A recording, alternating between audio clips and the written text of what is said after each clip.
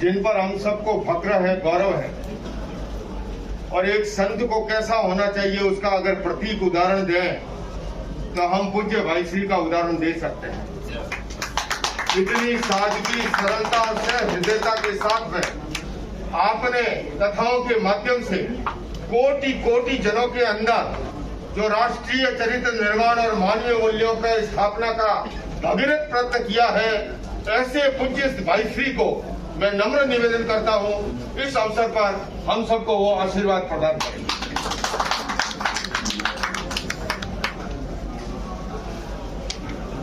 ओम विश्वानि देव सवितर्दुरितानि पराशुभ जगद्भद्रं तन्न आशुभ। ओम शांति शांति शांति। ओम नमः शांताय तेजसे। वैदिक इस प्रार्थना के साथ इस बड़े ही महत्वपूर्ण अवसर पर यहाँ हम सबके मध्य मंच पर उपस्थित राजनीतिक, आध्यात्मिक और सामाजिक क्षेत्र के सभी दिग्गज महानुभाव और वैसे ही मैं समझता हूं कि यहाँ उपस्थित होना ही शांति के प्रति समर्पित होना है, शांति के लिए संकल्पबद्ध होना है। ऐसे आप सभी महानुभाव, शांति और अहिंसा सगी बहन है और दोनों में परस्पर अत्यंत प्रेम है। ये दोनों साथ साथ ही रहते हैं। शांति जैन परंपरा में भी आत्मा और मोक्ष की ही चर्चा है। वो स्वरूप है हमारा। शांति बाहर से आती नहीं, लाना होता नहीं, अपने स्वरूप में स्थित होना होता है। एक ही बात है कि आप 24 घंटा शांत रह सकते हैं, आप 24 घंटा क्रोध नहीं कर सकते। हिम्मत हो तो करके दिखाओ। प्रेम में रहना संभव है, 24 घंटा द्वेष में रहना संभव नहीं। जंगल के हिंसक पशु भी सतत हिंसा में प्रवृत्त नहीं रहते। एक शेरनी जब शिकार करती है और अपने शिकार को पकड़ती है अपने जबड़ों में, वो पकड़ अलग होती है, वो स्थान अलग होता है, चाहे बात गले की ही हो। वही शेरनी अपने बच्चे को एक जगह से उठाकर दूसरी जगह ले चलती है, तब गला नहीं, बात गर्दन की आती है और वो पकड़ भी उन्हीं जड़ों से होती है, लेकिन उस पकड़ में फर्क है। कहीं तो वो हिंसक शेरनी भी अहिंसक बन जाती, तो वो अहिंसा, वो शांति हमारा स्वरूप तो है ही है, बस वो हमारे स्वभाव में भी आ जाए और स्वभाव के द्वारा फिर हमारे व्यवहार में भी उतर जाए, तो निश्चित रूप से संपूर्ण विश्व में शांति का स्थापन हो सकता है, जो कि हम सभी चाहते हैं। रामचरितमानस में भी गोस्वामी तुलसीदास जी भगवान राम की वंदना करते हैं, तो शांतम शाश्वतम अप्रमेय मनगम निर्वाण शांति प्रदम। इन शब्दों में शांताकारम भुजगशयनम पद्मनाभम सुरेशम, हम भगवान नारायण का ध्यान करते हैं इन शब्दों में। तो परमात्मा स्वरूप से शांत है, वह परब्रह्म नमः शांताय तेजसे, वह परम ज्योति शांत ही है।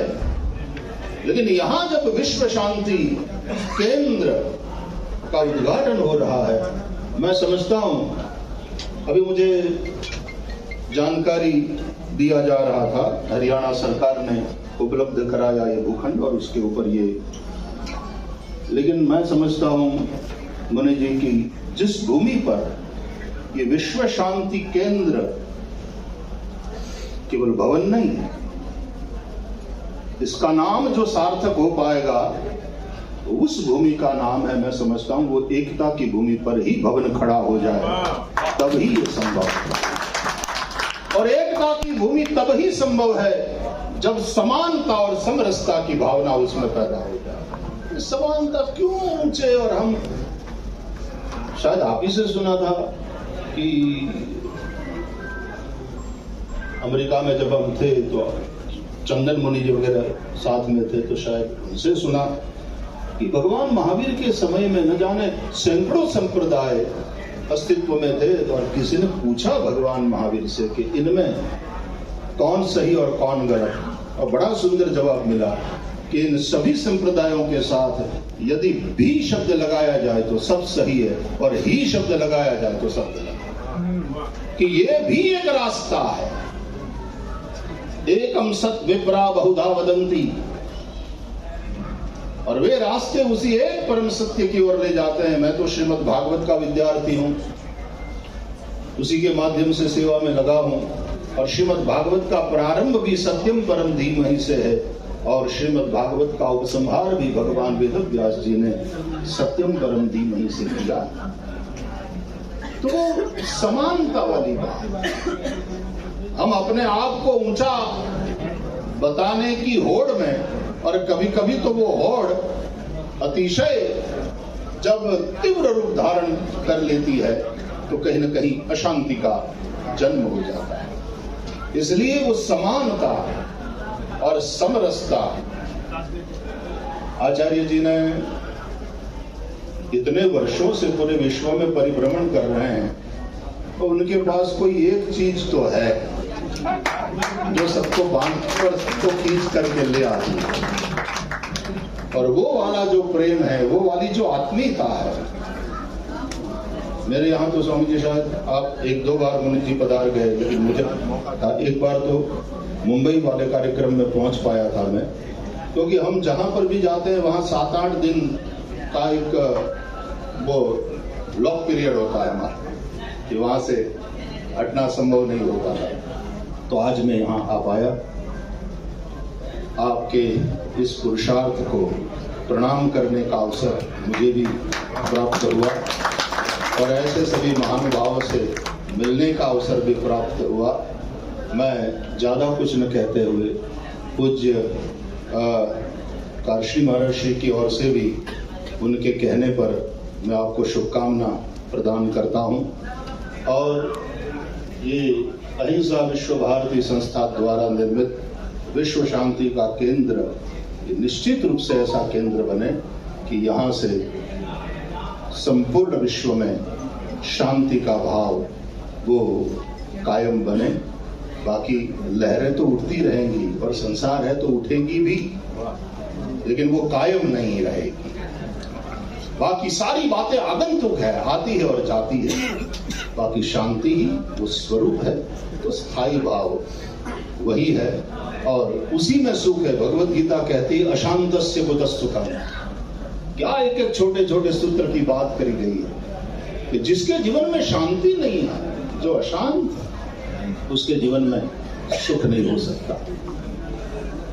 विजय जी यहाँ बैठे हैं दरडा,